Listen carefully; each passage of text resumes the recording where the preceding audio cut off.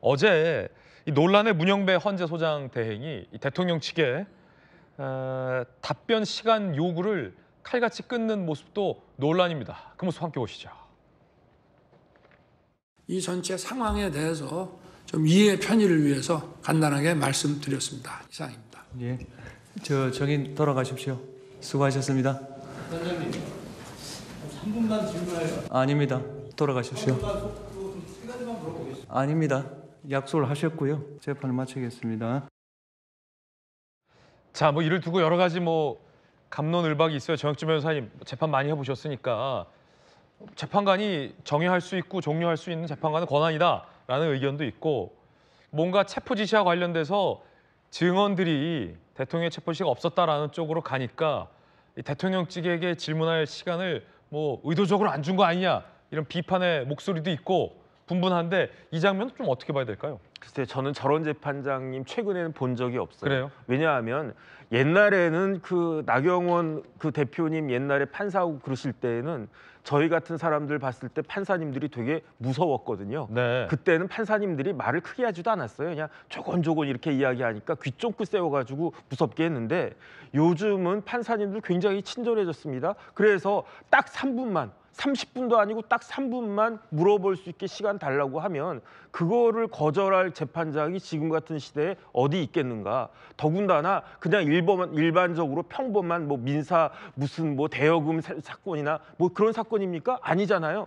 대통령을 파면하느냐 마느냐 전 국민들의 관심이 귀가 쫑긋한 그런 사건인데, 그런 것까지도 이걸 갖다가 하지 않는다. 지금 더군다나 문영배 그 재판관은 그 재판장으로서 많은 지금 여러 가지 그 비판을 받고 있지 않습니까? 예. 그렇다라고 하면 더욱더 저런 경우에는 뭔가 좀 이렇게 배려를 갖다 해주는 그런 모습을 보였어야 되는데, 그렇지 않은 모습을 보여주니까 오히려 그 이번 대통령에 대한 탄핵 심리에 대한 국민들의 불신을 더 높이려고 한 것이 아닌가, 저는 굉장히 유감이다 이런 생각 듭니다. 대통령 측에서 과연 저 주요 증인들을 한 자리에 모을 수가 없는데, 귀한 증인들인데 어떤 걸 마지막으로 꼭 묻고 싶었을까에 대해서 결과적으로 좀 궁금해졌어요. 못 물어봐서. 그러니까 이런 경우에는요, 문영배 재판관이 백보 양보를 한다고 해도 어떻게 해야 되느냐, 마치 국회의원들이 이렇게 할 때처럼 시간 재는 것처럼, 알겠습니다, 딱 3분만 드리겠습니다, 제가 지금부터 스톱워치 킵니다, 핸드폰 켜놓고, 그런 다음에 3분 넘어가서 4분 5분 됐을 때 이제 그만하세요, 이랬다라고 하면 제가 이해를 할 수 있겠는데, 그 3분을 갖다가 주지 않는다, 이거는 말이 안 된다고 생각을 합니다. 김영주 의원님은 어떻게 보십니까? 사실은 이제 어제 재판이 원래는 90분짜리입니다. 네. 굉장히 짧게 진행될 예정인데, 저도 언론에 보니까 6시간, 7시간 갔다 그래요. 그러면 얘기할 만큼 했고 들을 만큼 됐다고 종합적으로 판단했기 때문에, 중언부연이라고 느껴졌기 때문에 잘랐다고 봅니다. 물론 네. 조금 더 3분을 더 써서 이런 얘기까지 안 나왔으면 좋겠습니다만은, 어제의 기본적인 재판의 목적이 충분히 달성됐고 충분한 질의가 있었다고 생각했기 때문에 나름 그런 판단을 내린 거 아닌가. 지금 편집적으로 이것만 딱 갖고 보면 다른 사람들이 상당히 인색하게 재판을 말하자면 한쪽으로 몰아갔다는 인상을 갖게 되는데, 실제로 원래 어제 재판의 목적은 한 90분 정도를 예정했는데 6시간, 7시간 갔다. 더 이상 할 얘기 없다, 그렇게 판단한 것이다, 그렇게 봅니다. 헌법재판소장을 비롯해서 지금 헌법재판소의 편향성은 이루 말할 수가 없는데요. 이거는 답을 정해놨어요. 답도 정해놓고 기한도 정해놨습니다. 본인들 퇴임 전에. 이런 거에 목적에 맞춰서 마구마구 빨리빨리 하는데요. 헌법재판소 재판이 얼마나 중요합니까? 저는 대한민국 대통령을 이렇게 빠르게 헌법재판소가 판단해서 파면을 시킨다. 국민들이 뽑은 대통령을 파면시키느냐 마느냐의 문제인데요. 이런 식으로 졸속을 한다는 것은 결국 신속 심리를 이유로 해서 답이 정해진 헌법재판을 위한 시나리오에 따른 것이다. 아니 90분 정했지만 지금 나와서 보니까 주요 증인들이 전부 다 지금 증언이 없었다고 지금 발언을 하면 이거는 더 심리해야 됩니다. 7시간이 아니라 다음 기회에 한 번 더 불러야 될 정도입니다. 근데 그 3분을 안 줬다? 저는 문영배 소장 대행이 지금 뭐 저희가 여러 가지 편파성을 말씀드리지 않겠습니까? 그 블로그에 그동안 나타났던 어떤 이념적 성향, 그리고 말씀드린 것처럼 이재명 대표와의 친분설 뭐 이런 걸 보면 문영배 소장 대행이 저 자리에 있어서는 안 되겠다 이런 생각을 하고요. 제가 이런 생각을 해봐요. 헌법재판소 재판관도 기본적으로는 법관하고 같은 거 아닙니까? 우리 헌법 103조에 보면 법관은 헌법과 법률과 그리고 양심에 따라 재판한다라고 되어 있습니다.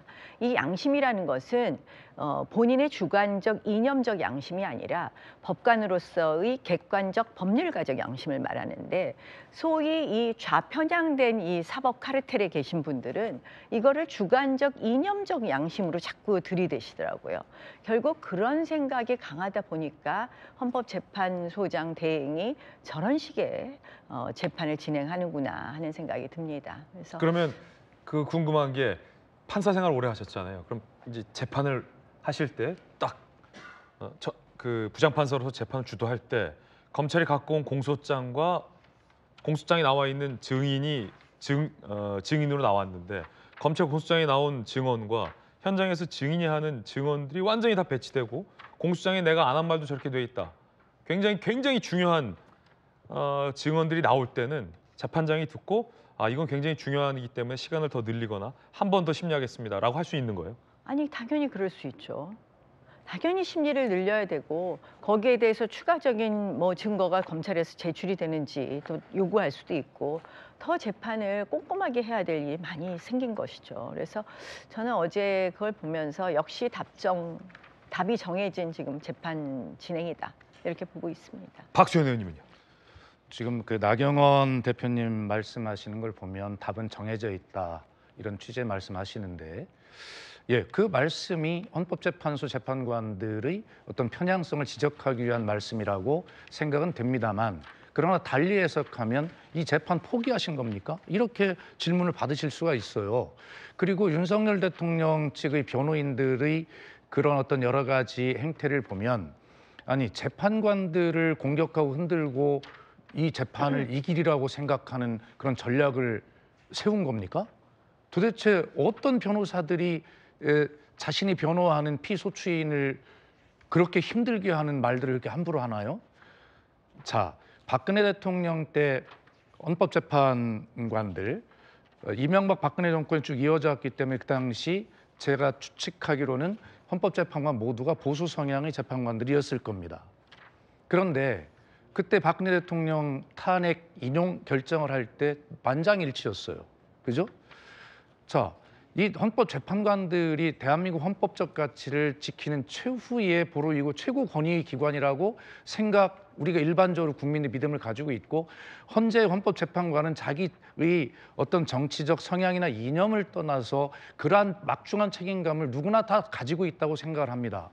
그래서 이 문제는 법과 사실, 법리와 사실에 따라서 정확하게 판단할 최고 권위의 재판관들인데 자꾸 이분들을 가지고 공격하고 흔들고 그러면서 공정한 재판을 기대한다? 이것이 윤석열 대통령에게 도움이 될까요? 저는 윤석열 대통령 측의 변호 전략이 이 탄핵 심판 포기한 거 아닐까? 이런 생각이 들고, 결과적으로 사회적으로 해석을 해보면 결과적으로 이 헌법재판소 최고의 가치의 권위를 지닌 이 헌법재판소의 재판관들을 개별적으로 공격함으로써 헌재를 흔드는 이 자체가 대한민국의 사법 질서, 나아가서 민주주의 전체의 질서를 흔드는 매우 중대한 잘못을 범하고 있는 거 아닌가라고 하는 생각을 가지고 있습니다. 어쨌든 윤석열 대통령을 위한 변호라면 적어도 이것보다는 어떻게 이것이 위헌이 아닌지라고 하는 법리를 가지고 방어를 해야지, 왜 자꾸 헌법재판소, 헌법재판관들을 가지고 이렇게 흔드는지, 이것이 윤 대통령에 도움이 전혀 되지 않을 거다 이런 생각이 듭니다. 예. 맞습니다. 재판을 하는 데 있어서 흔드는 것은 도움이 안 되겠죠. 그런데 한번 생각해 보세요. 저는 정말 참담합니다. 저도 사실은 판사 출신으로서 웬만하면 사법부라든지 헌법재판소에 대해서 비판하고 싶지 않았는데요. 최근에 헌법재판소의 행태를 보면 비판을 안 할 수가 없습니다. 예컨대 우리가 한덕수 총리의 탄핵에 대해서 우리가 이 요건이 맞지 않지 않느냐. 제적 200명이 국회의원이 찬성해야 되는 거 아니냐. 150명으로 탄핵했기 때문에 이거 다시 심판해달라고 분명히 냈습니다. 이게 마은혁 재판관을 임명하지 않은 것보다 먼저 행위였어요. 그런데 한덕수 대행 권한쟁의 심판은 판단도 안 하고 마은혁 재판관 관련된 걸 먼저 해요. 마은혁 재판관 후보자에 관한 거. 그런데 이거는 시기적으로도 문제고 쟁점으로도 봐도 그렇습니다. 한덕수 대행 문제는 법리적인 거 하나, 200석이냐 150석이냐. 마은혁 부분은 사실상 합의가 있었느냐 없었느냐부터 시작해서 사실관계하고 법리적인 것까지 두 가지가 있는 거예요. 그런데 박근혜 대통령 탄핵 때는 8명의 재판관이 탄핵 심판하는 것이 전혀 헌법에 위반되지 않는다고 해놓고 굳이 한 명을 더 채우겠다고 지금 이걸 먼저 하고 있습니다. 이런 헌법재판소를 우리가 공정하다고 볼 수 있겠습니까? 시기적으로나 쟁점적으로 쟁점의 개수로 벗어나 이런 여러 가지 편향적인 행태를 보이고 있어요. 그리고 사실상 이 국정마비가 있게 하는데 헌법재판소의 책임이 가볍지 않습니다. 방통위원장 이진숙 탄핵 며칠 만에 결정해 줬습니까? 아직도 헌법재판소에 10개 정도의 탄핵 심판이 계류되어 있어요.